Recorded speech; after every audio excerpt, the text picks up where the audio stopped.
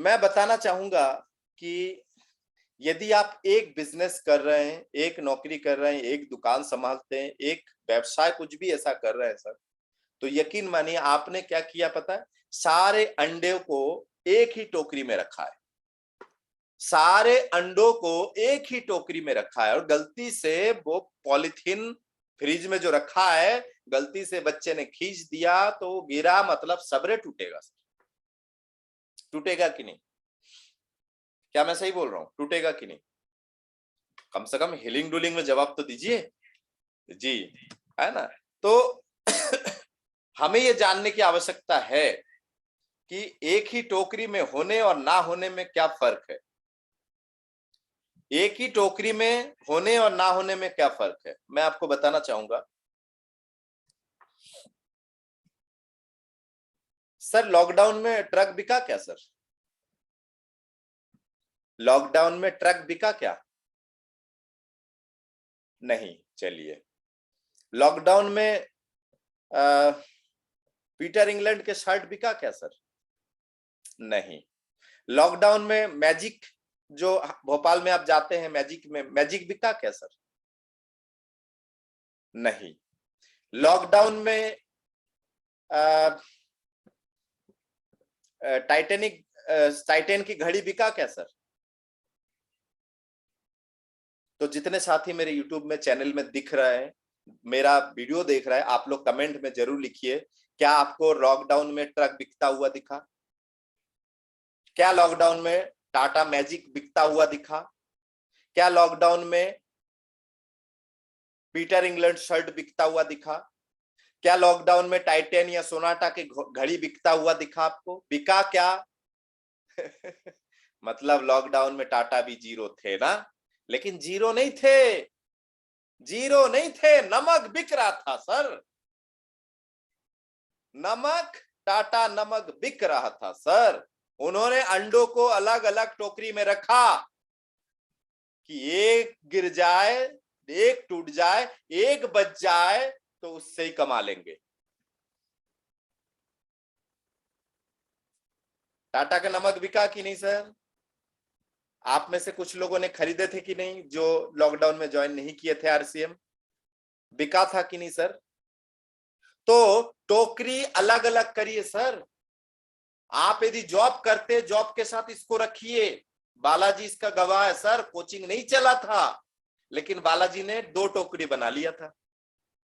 एक टोकरी में कोचिंग था, कोचिंग का पैसा, दूसरे टोकरी में आरसीएम था। लॉकडाउन में कोचिंग बंद, आरसीएम से कमाई चालू था। समझने की कोशिश करिएगा सर। ऐसे ही सेम आप यदि आरसीएम कर रहे हैं, कोई भी नेटवर्क मार्केटिंग कर रहे हैं, आपको टोकरी अलग अलग जगह पे सेट करना होगा।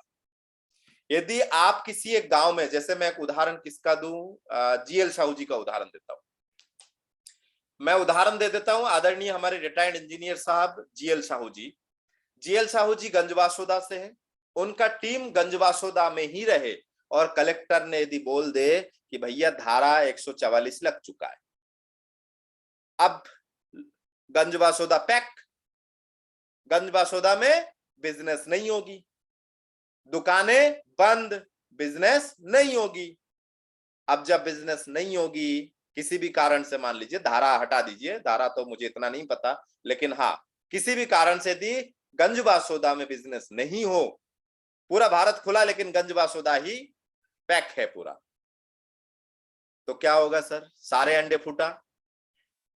लेकिन यदि जीएल साहू जी का गंजवासोदा में भी टीम हो, भोपाल में भी टीम हो, रायसेन में भी टीम हो, है ना, तो फिर कैसा लगेगा सर? गंजवासोदा पैक है ना, कोई बात नहीं, फोन लगाओ रायसेन वाले, भोपाल वाले, तुम्हारे तो पैक नहीं है ना, चलो बिजनेस करो, नो प्रॉब्लम।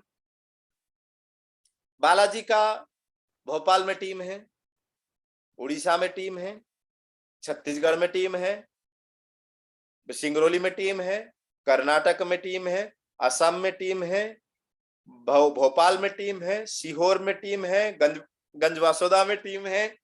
तो भारत सरकार पूरे भारत बंद करेगा तभी तो बिजनेस बंद होगा ना। तो हमें अपने कार्य क्षेत्र को विभाजित करना पड़ेगा सर।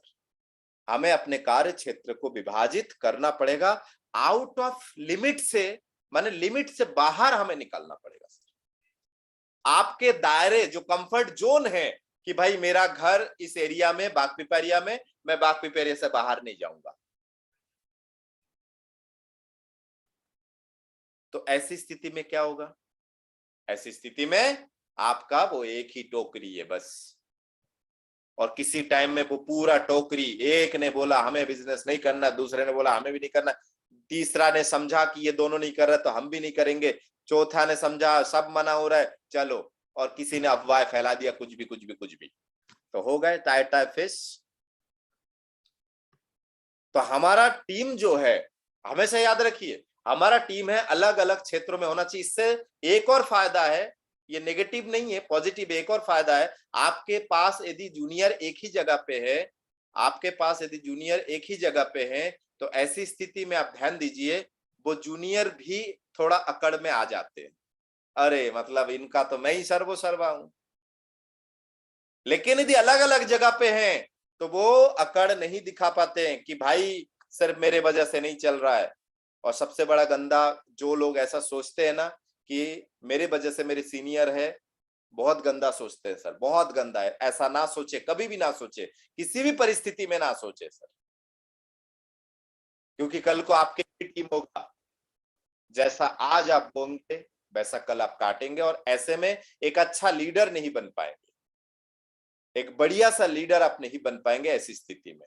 बहुत बहुत धन्यवाद सर, बहुत अच्छा लगा। लाइक शेयर जरूर करिए, कमेंट जरूर करिए।